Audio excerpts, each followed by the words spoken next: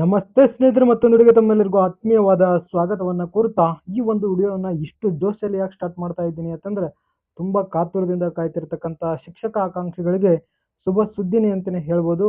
ಏಕೆ ಅಂತಂದ್ರೆ ತಾವಿಲ್ಲಿ ಗಮನಿಸಬಹುದು, ಇಲ್ಲಿ ಮೊದಲಿಗೆ ನಾನು ಹೆಡ್ಡಿಂಗ್ ಅಲ್ಲಿ ಫಸ್ಟ್ ಪಿಪಿಟಿಯಲ್ಲಿ ಹಾಕಿಬಿಟ್ಟಿದ್ದೀನಿ ನೋಡಿ ಸ್ನೇಹಿತರೆ. ಏನಂತಿದೆ ಅಂತಂದ್ರೆ ಈ ಮೆಗಾ ಶಿಕ್ಷಕರ ನೇಮಕಾತಿ 2026ರಲ್ಲಿ ಆಗುವಂಥದ್ದು 15,000 ಏನು ಹುದ್ದೆಗಳನ್ನ ಸಂಪೂರ್ಣವಾಗಿ ಹೇಗೆ ತುಂಬ್ಕೋತಾರೆ, ಮತ್ತೆ HSTR ಎಷ್ಟಿದೆ, PSTR ಎಷ್ಟಿದೆ, GPSTR ಎಷ್ಟಿದೆ, ಅತಿಥಿ ಶಿಕ್ಷಕರ ಬಗ್ಗೆ ಮಾಹಿತಿ ಮತ್ತು ಮೊರಾರ್ಜಿ ಶಾಲೆಗಳಲ್ಲಿ ಶಿಕ್ಷಕರ ನೇಮಕಾತಿ ಬಗ್ಗೆ ಸಂಪೂರ್ಣವಾಗಿರ್ತಕ್ಕಂಥ ಮಾಹಿತಿಯನ್ನ ಈ ತರಗತಿಯಲ್ಲಿ ನಾನು ಕೊಡ್ತಾ ಹೋಗ್ತೀನಿ ಸ್ನೇಹಿತರೆ. ನೋಡಿ, ಹೈಸ್ಕೂಲ್ ಟೀಚರ್ಗೆ ಯಾವೆಲ್ಲ ಅರ್ಹತೆಗಳು ಬೇಕಾಗ್ತದೆ, ಪ್ರಾಥಮಿಕ ಶಾಲಾ ಶಿಕ್ಷಕರಾಗಲ್ಲ ಯಾವೆಲ್ಲ ಅರ್ಹತೆಗಳು ಬೇಕು, ಅದೇ ರೀತಿ ಈಗ ಮೊರಾರ್ಜಿ ಶಾಲೆಯಲ್ಲಿ ಕರೀತಾರಲ್ಲ ಅದರಲ್ಲಿ ಕೂಡ ಈಗ ಕಲ್ಯಾಣ ಸಚಿವರಾಗಿರ್ತಕ್ಕಂಥ ಮಾದೇವಪ್ಪನವರು ಒಂದು ಸ್ಟೇಟ್ಮೆಂಟ್ ಮಾಡಿದಾರಲ್ಲ ಅದರ ಬಗ್ಗೆನೂ ಕೂಡ ಸಂಪೂರ್ಣ ಮಾಹಿತಿ ಕೊಡ್ತೀನಿ. ಮತ್ತು ಅತಿ ಶಿಕ್ಷಕರು ಯಾರೆಲ್ಲ ಹೊಸದಾಗಿದ್ದೀರಿ, ಅತಿ ಶಿಕ್ಷಕರಾಗಬೇಕು ಅನ್ಕೊಂಡಿದ್ದೀರಿ, ನಿಮ್ಗೆ ಎಷ್ಟು ಪೇಮೆಂಟ್ ಕೊಡ್ತಾರೆ ಮತ್ತು ಅದರ ಅವಧಿ ಎಷ್ಟು ಅಂತಕ್ಕಂಥದ್ದನ್ನು ಕೂಡ ಈ ಒಂದು ತರಗತಿಯಲ್ಲಿ ತಿಳಿಸ್ತಾ ಹೋಗ್ತೀನಿ ಸ್ನೇಹಿತರೆ. ದಯವಿಟ್ಟು ವಿಡಿಯೋನ ಕೊನೆವರೆಗೂ ನೋಡ್ತಾ ಹೋಗಿ ಅಂತ ತಮ್ಮಲ್ಲಿ ಒಂದು ಸಣ್ಣ ರಿಕ್ವೆಸ್ಟ್ ಮಾಡ್ತಾ ಇದ್ದೀನಿ. ಮತ್ತೆ ಯಾರೆಲ್ಲ ಹೊಸದಾಗಿದ್ದೀರಿ ನಮ್ಮ ಚಾನಲ್ನ ಸಬ್ಸ್ಕ್ರೈಬ್ ಮಾಡ್ಕೊಳ್ಳಿ, ಮತ್ತೆ ಯಾರಿಗೆ ಅವಶ್ಯಕತೆ ಇದೆ ಈ ವಿಡಿಯೋನ ಶೇರ್ ಮಾಡಿ, ಓಕೆನಾ ಸ್ನೇಹಿತರೆ. ಹಾಗಾದ್ರೆ ಬನ್ನಿ ಸ್ನೇಹಿತರೆ, ಮುಂದಿನ ಸ್ಲೈಡಿಗೆ ಹೋಗುವಂತ ಸಮಯ. ನೋಡಿ, ಒಟ್ಟಾರೆಯಾಗಿ ನೇಮಕಾತಿ ಪ್ರೊಸೆಸ್ ಹೇಗೆ ನಡೀತಾ ಇದೆ ಅಂತಕ್ಕಂಥದ್ದನ್ನ ತಮ್ಮ ಮುಂದೆ ನಾನು ಈಗ ಪ್ರಸ್ತುತಪಡಿಸ್ತಾ ಹೋಗ್ತೀನಿ. ನೋಡಿ ಏನಿದೆ ಅಂದ್ರೆ ಒಟ್ಟಾರೆ 15,000 ಶಿಕ್ಷಕರ ನೇಮಕಾತಿ ಮಾಡೋದಕ್ಕೆ ತೀರ್ಮಾನವನ್ನ ಮಾಡಿದ್ದಾರೆ. ಹಾಗಾಗಿ ಮೇ 10ನೇ ತಾರೀಕಿಗೆ ಏನ್ ಮಾಡ್ತಾರೆ ಅಂದ್ರೆ ಆರ್ಥಿಕ ಇಲಾಖೆಗೆ ಏನ್ ಮಾಡ್ತಾ ಇದ್ದಾರೆ, ಪ್ರಸ್ತಾವನೆಯನ್ನ ಸಲ್ಲಿಸುವುದಕ್ಕೆ ತಯಾರಿ ಮಾಡ್ಕೋತಾ ಇದ್ದಾರೆ ಸ್ನೇಹಿತರೆ. ಅದೇ ರೀತಿಯಾಗಿ ಮೇ 15ರೊಳಗಾಗಿ ಮುಖ್ಯಮಂತ್ರಿಗಳಿಂದ ಅನುಮೋದನೆ ಅಂತಿಮ ಗಡುವನ್ನ ನೀಡುವುದಕ್ಕೆ ಪ್ರಯತ್ನ ಮಾಡ್ತಾ ಇದ್ದಾರೆ. 25ರಿಂದ ಜೂನ್ 1ರೊಳಗಾಗಿ ಅಂದ್ರೆ ಅಧಿಕೃತ ಮತ್ತು ನೇಮಕಾತಿ ಆದೇಶ ಅಥವಾ ಅಧಿಸೂಚನೆಯನ್ನ ಹೊರಡಿಸ್ತಾರೆ ಸ್ನೇಹಿತರೆ. ಇನ್ನೂ ಸರಿ ಹೇಳ್ತಾ ಇದ್ದೀನಿ, ಮೇ 10ಕ್ಕೆ ಏನ್ ಮಾಡ್ತಾರೆ, ಆರ್ಥಿಕ ಇಲಾಖೆಗೆ ಅನುಮೋದನೆ ಕಳಿಸ್ತಾರೆ. ನಂತರ ಮೇ 15ಕ್ಕೆ ಮುಖ್ಯಮಂತ್ರಿಗಳಿಗೆ ಅನುಮೋದನೆಗೆ ಕಳಿಸ್ತಾರೆ. ಅದಾದ ನಂತರ ಮೇ 25ರಿಂದ ಜೂನ್ ಒಳಗೆ ಏನ್ ಮಾಡ್ತಾರೆ ಅಂತಂದ್ರೆ ಅಧಿಸೂಚನೆ ಹೊರಡಿಸುವಂತ ಸಾಧ್ಯತೆ ತುಂಬಾ ಹೆಚ್ಚಿಗೆ ಇದೆ ಸ್ನೇಹಿತರೆ. ಇನ್ನ ಎಷ್ಟು ಹುದ್ದೆಗಳಿಗೆ ನೋಡಿ, ಈಗ 15,000 ಹುದ್ದೆ ಅಂತ ಹೇಳಿದೆ ನಾನು. ಈ 15,000 ಹುದ್ದೆಗಳು ಏನು ಓನ್ಲಿ PSTR ಇದೆನೋ ಅಥವಾ HSTR ಇದೆನಾ, GPSTR ಇದೆ ಅಂತಕ್ಕಂಥದ್ದನ್ನ ಮಾಹಿತಿಯನ್ನ ಈಗ ನೋಡ್ತಾ ಹೋಗೋಣ ಸ್ನೇಹಿತರೆ. ಎಲ್ಲವನ್ನ ಸೇರಿಸಿ 15,000 ಶಿಕ್ಷಕರ ನೇಮಕಾತಿ, ಇದು ನಿಮ್ಗೆ ಗೊತ್ತಿರಲಿ. ಇನ್ನು ಕಲ್ಯಾಣ ಕರ್ನಾಟಕದ ವಿದ್ಯಾರ್ಥಿಗಳು ನೋಡ್ರಿ, ಮೀಸಲಾತಿ ಹೇಗಿದೆ ಅಂತಕ್ಕಂಥದ್ದು ಒಂದ್ಸರಿ ಚೆಕ್ ಮಾಡ್ಕೊಳ್ಳಿ. ನೋಡಿ, ಕಲ್ಯಾಣ ಕರ್ನಾಟಕ ಭಾಗದ ವಿದ್ಯಾರ್ಥಿಗಳು KK ಮೀಸಲಾತಿ ನೋಡಿ 80% ವಿದ್ಯಾರ್ಥಿಗಳಿಗೆ ಕಲ್ಯಾಣ ಕರ್ನಾಟಕಕ್ಕೆ ಅವಕಾಶ ಮಾಡಿಕೊಡ್ತಾರೆ. ಅದೇ ರೀತಿ 20% ವಿದ್ಯಾರ್ಥಿಗಳಿಗೆ ನಾನ್ HK ವಿದ್ಯಾರ್ಥಿಗಳಿಗೆ ಅಲ್ಲಿ ಅಪ್ಲೈ ಮಾಡೋದಕ್ಕೆ ಕೊಡ್ತಾರೆ. ತಾವಿಲ್ಲಿ ಗಮನಿಸಬಹುದು, 80% ಕಲ್ಯಾಣ ಕರ್ನಾಟಕ ಅಭ್ಯರ್ಥಿಗಳಿಗೆ ಮೀಸಲಾಗಿರ್ತದೆ, ನಾನ್ HK ವಿಭಾಗಕ್ಕೆ ಅಭ್ಯರ್ಥಿಗಳಿಗೆ 20% ಮೀಸಲಾತಿ ಇರ್ತದೆ. ಹಾಗಾದ್ರೆ ಕಲ್ಯಾಣ ಕರ್ನಾಟಕ ಭಾಗಕ್ಕೆ ಎಷ್ಟು ಹುದ್ದೆಗಳ ನೇಮಕ ಮಾಡ್ತಾರೆ ಅಂತಂದ್ರೆ 5,267 ಹುದ್ದೆಗಳ ನೇಮಕಕ್ಕೆ 5,267 ಹುದ್ದೆಗಳನ್ನ ನೇಮಕ ಮಾಡ್ಕೊಳ್ಳೋದಕ್ಕೆ ತಯಾರಿಯನ್ನ ಮಾಡ್ಕೋತಾ ಇದ್ದಾರೆ ಸ್ನೇಹಿತರೆ. ಇದರಲ್ಲಿ 4,424 ಹುದ್ದೆಗಳು ಕೇವಲ PSTR ಹುದ್ದೆಗಳು ನೋಡಿ, 1ರಿಂದ 5ನೇ ತರಗತಿವರೆಗೆ. ಹಾಗಾಗಿ PSTR ವಿದ್ಯಾರ್ಥಿಗಳಿಗೆ ಬಹಳ ಅನುಕೂಲ ಆಗ್ತದೆ. ಸ್ಪರ್ಧಾರ್ಥಿಗಳ ಆತಂಕ ನಿವಾರಿಸಲು ಮಂಗಳವಾರ ಬೆಂಗಳೂರಿನಲ್ಲಿ ಅಧಿಕಾರಿಯೊಂದಿಗೆ ಮಹತ್ವದ ಸಭೆ, ನೇಮಕಾತಿ ಖಚಿತ, ವದಂತಿಗಳಿಗೆ ಕಿವಿ ಕೊಡಬೇಡಿ ಅಂತ ಹೇಳ್ತೀನಿ ನಾನು. ಯಾಕೆ ಅಂತಂದ್ರೆ ನೇಮಕಾತಿ 100% ಆಗುತ್ತೆ. ಶಿಕ್ಷಣ ಇಲಾಖೆಯಲ್ಲಿ ಮೀಟಿಂಗ್ ಮೇಲೆ ಮೀಟಿಂಗ್ ಆಗ್ತಾ ಇರುವುದು. ಹಾಗಾಗಿ ತಾವೇನ್ ಮಾಡ್ಬೇಕು ಅಂತಂದ್ರೆ ಇದು ಆಗುದಿಲ್ಲ, PSTR ಆಗುದಿಲ್ಲ, ಅದು ಆಗುದಿಲ್ಲ, ಇದು ಆಗುದಿಲ್ಲ ಅಂತ ತಲೆ ಕಟ್ಸ್ಕೋಬೇಡಿ. ನಿಮ್ ಸಬ್ಜೆಕ್ಟ್ ನೀವು ಓದ್ತಾ ಹೋಗಿ. ನೆಕ್ಸ್ಟ್ ನೋಡಿ, ನಾನ್ HK ವಿಭಾಗಕ್ಕೆ ಇರತಕ್ಕಂತ ಹುದ್ದೆಗಳು ಮತ್ತೆ ಏನು ವಾಸ್ತವ ಸ್ಥಿತಿ ಐತಿ ಅದನ್ನ ಮಾತ್ರ ಇಲ್ಲಿ ಹೇಳ್ತಾ ಹೋಗ್ತಿದ್ದೀನಿ. ನೋಡಿ ಸ್ನೇಹಿತರೆ, ನಾನ್ HK ವಿಭಾಗಕ್ಕೆ ಸ್ವಲ್ಪ ನಮ್ಗೇನಾಗುತ್ತೆ ವಿಚಾರ ಮಾಡ್ಬೇಕಾಗಿರ್ತಕ್ಕಂಥ ಸಂಗತಿ ಇದು. ಏಕೆ ಅಂತಂದ್ರೆ ಇಲ್ಲಿ KPS ಶಾಲೆಗಳನ್ನ ಪ್ರಾರಂಭ ಮಾಡ್ತಾ ಇದ್ದಾರೆ. ಇಲ್ಲಿ ಏನ್ ಮಾಡ್ತಾ ಇದಾರೆ ಅಂದ್ರ ಹಾಲಿ ಶಾಲೆಗಳನ್ನ, ಇಲ್ಲಿ ಇರ್ತಕ್ಕಂಥ ಶಾಲೆಗಳನ್ನ ಏನ್ ಮಾಡ್ತಾ ಇದ್ದಾರೆ, ವಿಲೀನ ಮಾಡ್ತಾ ಇದ್ದಾರೆ. ಅಂದ್ರೆ ಕಮ್ಮಿ ಇರ್ತಕ್ಕಂಥ ವಿದ್ಯಾರ್ಥಿಗಳಾಗಿರ್ಬೋದು, ಏಕೋಪಾಧ್ಯಾಯ ಶಿಕ್ಷಕರಿದ್ರು ಅಂತಂದ್ರ ಅಲ್ಲಿ ಏನ್ ಮಾಡ್ತಾ ಇದ್ದಾರೆ ಸ್ನೇಹಿತರೆ, ಅವುಗಳನ್ನ ದೊಡ್ಡ ಶಾಲೆಗಳಿಗೆ ಮರ್ಜ್ ಮಾಡ್ತಾ ಇದ್ದಾರೆ. ಇನ್ನ ಬಡ್ತಿ ಮಾಡ್ತಾ ಇದ್ದಾರೆ ನೋಡ್ರಿ. 1ರಿಂದ 5ನೇ ತರಗತಿ ಶಿಕ್ಷಕರಿಗೆ ಏನ್ ಮಾಡ್ತಾರೆ, ಯಾರೆಲ್ಲ ಡಿಗ್ರಿ ಆಗಿದೆ ಅವ್ರಿಗೆ ಏನ್ ಮಾಡ್ತಾರೆ 6 to 8 ತರಗತಿಗೆ ಪ್ರಮೋಷನ್ ಕೊಡ್ತಾ ಇದ್ದಾರೆ. ಅದೇ ರೀತಿ 6 to 8ಗೆ ಯಾರು ಅಪಾಯಿಂಟ್ ಆಗಿದ್ರು ಅವ್ರಿಗೆ ಏನ್ ಮಾಡ್ತಾ ಇದ್ದಾರೆ, ಪ್ರೌಢ ಶಾಲೆಗೆ ಪ್ರಮೋಷನ್ ಅನ್ನ ಕೊಡ್ತಾ ಇದ್ದಾರೆ. ಇನ್ನ ಕೆಲವೊಂದಿಷ್ಟು ನೋಡ್ರಿ, 1ರಿಂದ 5ನೇ ತರಗತಿ ಹುದ್ದೆಗಳಿಗೆ ಸಹಜವಾಗಿ ಹುದ್ದೆ ಏನಾಗ್ತಾ ಇದ್ದಾವೆ, ನಿವೃತ್ತಿ ಆಗ್ತಾ ಇದ್ದಾರೆ. ಸೊ ಈ ಕಾರಣಗಳಿಂದಾಗಿ ನಾನ್ HK ವಿಭಾಗದಲ್ಲಿ ತತ್ಕ್ಷಣ PSTR ಹುದ್ದೆಗಳ ಕರೆಯುವುದು ಸ್ವಲ್ಪ ಅನುಮಾನ ಅಂತ ಹೇಳ್ತಾ ಇದ್ದಾರೆ. ಯಾಕಂತಂದ್ರೆ ಬಡ್ತಿ ಕೊಟ್ಟು ಎಲ್ಲ ಕೊಟ್ಟಾದ್ಮೇಲೆ ಸ್ವಲ್ಪ ಅಲ್ಲಿ ಒಂದು ಹುದ್ದೆಗಳ ಏನಾಗುತ್ತೆ ಸಂಖ್ಯೆಗಳು ಕಡಿಮೆ ಆಗ್ತಾ ಹೋಗ್ತಾ ಇರುತ್ತೆ. ಹಾಗಾಗಿ ಸ್ವಲ್ಪ ಇಲ್ಲಿ ತಮ್ಮ ಹುದ್ದೆಗಳು ಕಮ್ಮಿ ಬರ್ಬೋದು. ಆದರೆ ಹೆಚ್ಚಿಗೆ ವಿಭಾಗದ ವಿದ್ಯಾರ್ಥಿಗಳಿಗೆ ಏನು ಮಾಡ್ತಾರೆ ಅಂದರೆ ಹೆಚ್ಚಿಗೆ ಏನಂದ್ರೆ ಈ PSTR ಕರೆಯುವಂಥ ಸಾಧ್ಯತೆ ಇದೆ ಸ್ನೇಹಿತರೆ. ಇನ್ನು HSTR ನೇಮಕಾತಿ 100% ಆಗುತ್ತೆ. ಇದನ್ನು ಮತ್ತೊಂದು ಸಾರಿ ಹೇಳ್ತಾ ಇದ್ದೀನಿ ಸ್ನೇಹಿತರೆ. ಯಾಕೆ ಅಂತಂದ್ರೆ ಪ್ರೌಢಶಾಲಾ ಶಿಕ್ಷಕರಿಗೆ ಮೆಗಾ ಡ್ರೈವ್ ನಡೀತಾ ಇದೆ. ಯಾಕಂತಂದ್ರೆ ಆರ್ಥಿಕ ಇಲಾಖೆಗೆ ಪ್ರಸ್ತಾವನೆ ಸಲ್ಲಿಸಿರುವಂಥದ್ದು 6222 ಹುದ್ದೆಗಳು. ಹೌದ್ರಿ, ಪರಿಶೀಲನೆ ಮತ್ತು ಅನುಮೋದನೆ ಪ್ರಕ್ರಿಯೆ ನಡೀತಾ ಇದೆ. ಸೊ ಈ ಬಾರಿ ಏನು ಭರ್ತಿಯಾಗುವ ನಿರೀಕ್ಷೆ ಎಷ್ಟೈತಂದ್ರೆ 4000ರಿಂದ 5000 ಹುದ್ದೆಗಳಿಗೆ ಆರ್ಥಿಕ ಇಲಾಖೆ ಏನ್ ಮಾಡ್ತಾ ಇದೆ ಅಂದ್ರೆ ಅನುಮೋದನೆ ಕೊಡೋದಕ್ಕೆ ಸಿದ್ಧತೆ ನಡೀತಾ ಇದೆ ಅಂತಕ್ಕಂಥ ಮಾಹಿತಿ ಬರ್ತಾ ಇದೆ. ಮುಂದಿನ 2 ವಾರಗಳಲ್ಲಿ ಕರಡು ನಿಯಮಗಳು ಬರ್ತಾವ, ಡ್ರಾಫ್ಟ್ ರೂಲ್ ಬರುತ್ತೆ. ಹೌದ್ರಿ, ಜೂನ್ ಮೊದಲ ವಾರದಲ್ಲಿ ಅಧಿಸೂಚನೆ ಹೊರಡಿಸುವಂತ ಸಾಧ್ಯತೆ ಇದೆ ಸ್ನೇಹಿತರೆ. HSTR ನೋಡ್ರಿ, ಹೈಸ್ಕೂಲ್ ಟೀಚರ್ ನೋಡ್ರಿ, HSTRಗೆ ಯಾವುದೇ ರೀತಿಯಾಗಿರ್ತಕ್ಕಂಥ TET ಅವಶ್ಯಕತೆ ಇಲ್ಲಿ ಇರುವುದಿಲ್ಲ, PG ಕಂಪಲ್ಸರಿ ಇಲ್ಲಿ ಇರುವುದಿಲ್ಲ. ಅದ್ರ ಮುಂದೆ ಹೇಳ್ತಾ ಹೋಗ್ತೀನಿ ನಾನು. ಓಕೆನಾ, ಇದು ನಮ್ಗೆ ಕ್ಲಿಯರ್ ಆಯ್ತು ಅಂತ ಭಾವಿಸ್ತೀನಿ. ಇನ್ನ ಮುಂದಿನ ನೋಡ್ರಿ, ಮತ್ತೊಂದು ತಮಗೆ ಬಹಳ ಪ್ರಮುಖವಾಗಿರ್ತಕ್ಕಂಥದ್ದು ಲಾಭ ಏನು ಅಂತಂದ್ರೆ ಬ್ಯಾಕಪ್ ಸ್ಕೋರ್ ಏನ್ ಮಾಡಿದ್ದಾರೆ, ಕಡಿಮೆ ಮಾಡಿದ್ದಾರೆ. ನೋಡ್ರಿ, ಆಕಾಂಕ್ಷಿಗಳಿಗೆ ಬಂಪರ್ ಅವಕಾಶ ಸಿಕ್ಕದೆ. ಈ ಬಾರಿ ಬ್ಯಾಕಪ್ ಸ್ಕೋರ್ ಏನ್ ಮಾಡಿದ್ರೆ ಕೇವಲ 10% ಮಾತ್ರ ಇರ್ತದ. ಅದು ತಮಗೆ ಗೊತ್ತಿದೆ, ಆಲ್ರೆಡಿ ಬಿಟ್ಟಿದ್ದಾರೆ ಸಿಯಾಂಡರ್ ರೂಲ್. ಇಲ್ಲಿ ನೋಡ್ರಿ, ನಿಮ್ಮ ಶೈಕ್ಷಣಿಕ ಹಿನ್ನೆಲೆಯಲ್ಲಿ ಅಂಕಗಳಿಗಿಂತ ಸ್ಪರ್ಧಾತ್ಮಕ ಪರೀಕ್ಷೆ ಮತ್ತು TET ಅಂಕಗಳ ಆಯ್ಕೆಯಲ್ಲಿ ನಿರ್ಣಾಯಕ ಪಾತ್ರವನ್ನು ವಹಿಸ್ತದ.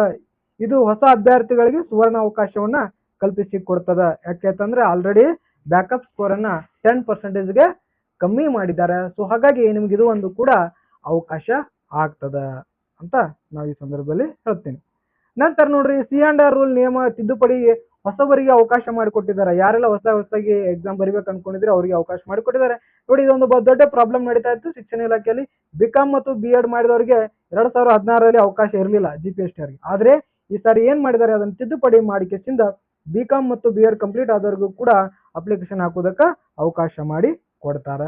ಅದೇ ರೀತಿಯಾಗಿರ್ತಕ್ಕಂಥ ಇಂಜಿನಿಯರಿಂಗ್ ವಿದ್ಯಾರ್ಥಿಗಳು ಹಿನ್ನೆಲೆಯಿಂದ ಬಂದು ಯಾರಾದ್ರೂ B.Ed ಮಾಡಿದಂತ ವಿದ್ಯಾರ್ಥಿಗಳಿಗೆ ಏನ್ ಮಾಡ್ತಾರೆ, HSTR ಬರೆಯಲು ಕೂಡ ಅವಕಾಶ ಮಾಡಿ ಕೊಡ್ತಾ ಇದ್ದಾರೆ. ಸೊ ಈ ಎರಡನ್ನ ಈ ಸಾರಿ ಅವಕಾಶ ಮಾಡಿ ಕೊಡ್ತಾರೆ. ನೋಟಿಫಿಕೇಶನ್ ಬಿಡುಗಡೆ ಆಗುವ ಮುನ್ನ 1-2 ದಿನಗಳಲ್ಲಿ ಹೊಸ ಕರಡು ವೃಂದ ಮತ್ತು ನಿಯಮಗಳ ಸಿಯಾಂಡರ್ ರೂಲ್ ಬಿಡುಗಡೆ ಮಾಡುವಂತ ಸಾಧ್ಯತೆ ಇದೆ ಸ್ನೇಹಿತರೆ. ಓಕೆನಾ ಸ್ನೇಹಿತರೆ? ಇನ್ನ ಮುಂದಿನ ಸ್ಲೈಡ್ ಹೋಗೋಣ.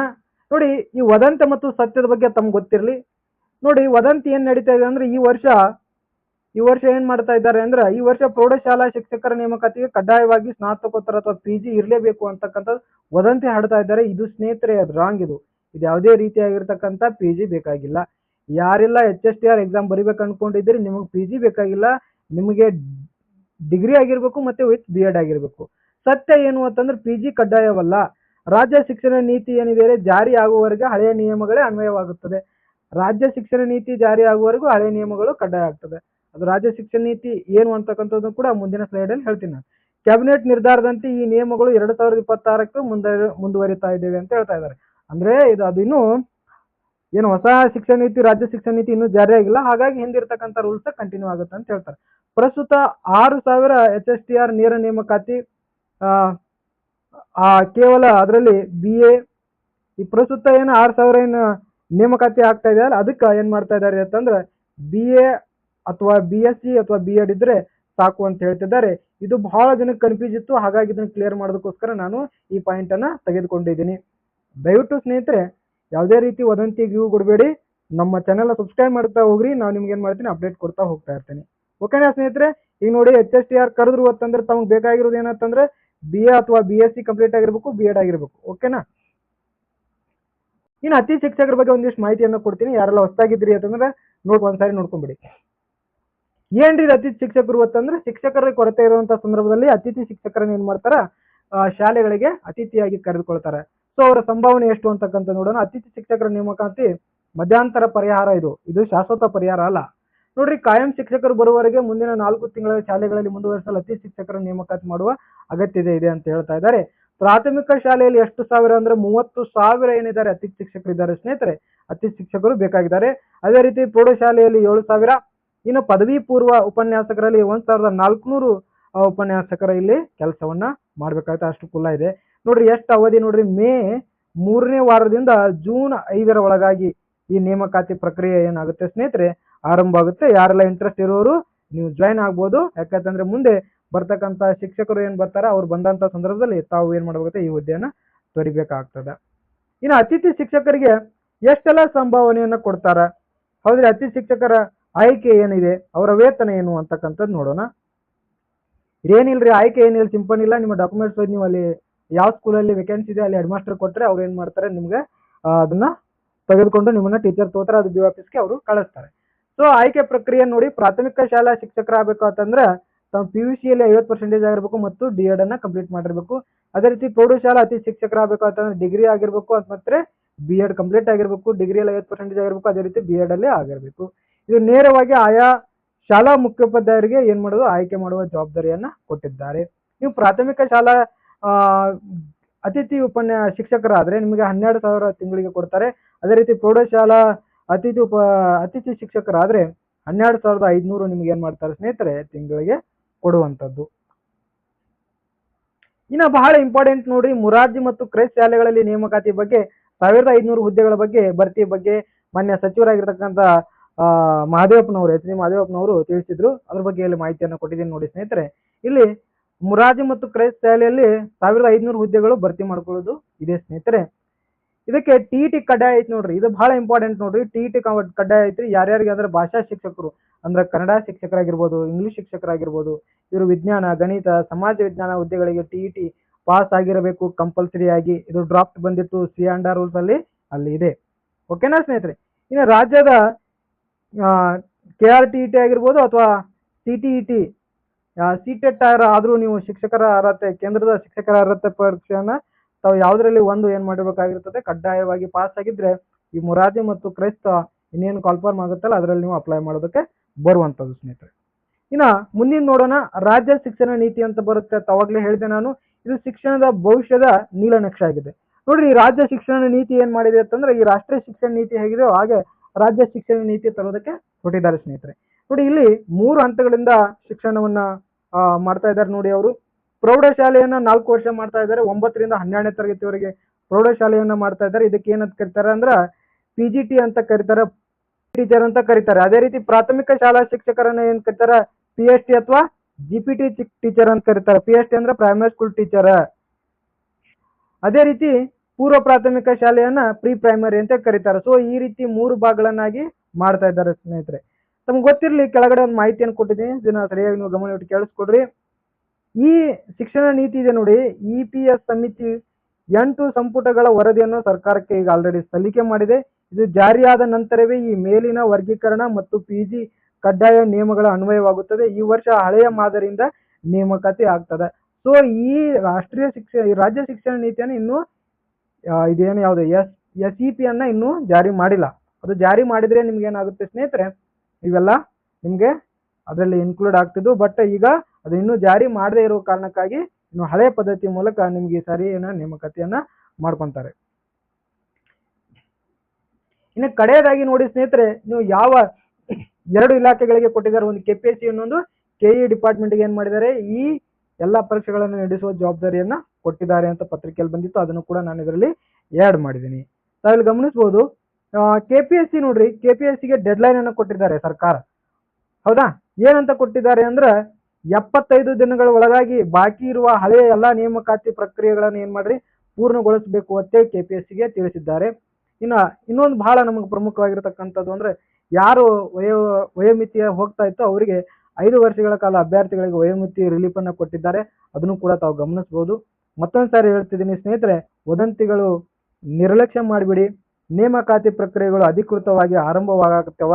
ನಿಮ್ಮ ಸಂಪೂರ್ಣ ಗಮನ ಏನಿರಬೇಕು ಅಂತಂದ್ರೆ ಪರೀಕ್ಷಾ ಸಿದ್ಧತೆ ಪ್ರಿಪರೇಷನ್ ಕಡೆಗೆ ಕೇಂದ್ರೀಕರಿಸಿರಿ ಅಂತ ಹೇಳುತ್ತಾ ಯಾರೆಲ್ಲ ವಿಡಿಯೋ ನೋಡಿದ್ರಿ ತಮಗೆ ಶುಭಾಶಯಗಳನ್ನ ತಿಳಿಸ್ತೀನಿ. ಅದರ ಜೊತೆಗೆ ಯಾರೆಲ್ಲ ಇನ್ನ ಟೀಚರ್ ಆಗ್ಬೇಕು ಅನ್ಕೊಂಡಿದ್ರಿ, ನಿಮ್ಗೊಂದು ಹೋಪ್ ಬಂತು ಅಂತ ತಿಳಿಸುತ್ತಾ, ನಾನು ಕೊಟ್ಟಿರ್ತಕ್ಕಂಥ ಮಾಹಿತಿ ನಿಮಗೆ ಕರೆಕ್ಟ್ ಅನಿಸಿತ್ತು ಅಥವಾ ಸರಿ ಅನಿಸಿದ್ರೆ ಏನ್ ಮಾಡಿ, ಒಂದು ಲೈಕ್ ಮಾಡಿ, ಇಲ್ಲ ಅಂತಂದ್ರೆ ಕೆಳಗಡೆ ಕಮೆಂಟ್ ಮಾಡಿ ನಮಗೆ ತಿದ್ದುವಂತ ಪ್ರಯತ್ನ ಮಾಡಿ ಅಂತ ತಮ್ಮಲ್ಲಿ ಒಂದು ರಿಕ್ವೆಸ್ಟ್ ಮಾಡ್ತೀನಿ ಸ್ನೇಹಿತರೆ. ಮತ್ತೊಂದು ವಿಡಿಯೋದೊಂದಿಗೆ ಮತ್ತೆ ತಮಗೆ ಸಿಗ್ತೀನಿ ಅಂತ ಹೇಳ್ತಾ ಈ ವಿಡಿಯೋ ಪೂರ್ತಿಯಾಗಿ ನೋಡಿರ್ತಕ್ಕಂಥ ಎಲ್ಲ ನನ್ನ ಸ್ನೇಹಿತ ಬಂಧುಗಳಿಗೆ ಧನ್ಯವಾದಗಳನ್ನು ಸಲ್ಲಿಸುತ್ತಾ ಈ ತರಗತಿಯನ್ನು ಇಲ್ಲಿಗೆ ಮುಗಿಸ್ತಾ ಇದ್ದೀನಿ. ನಮಸ್ಕಾರ.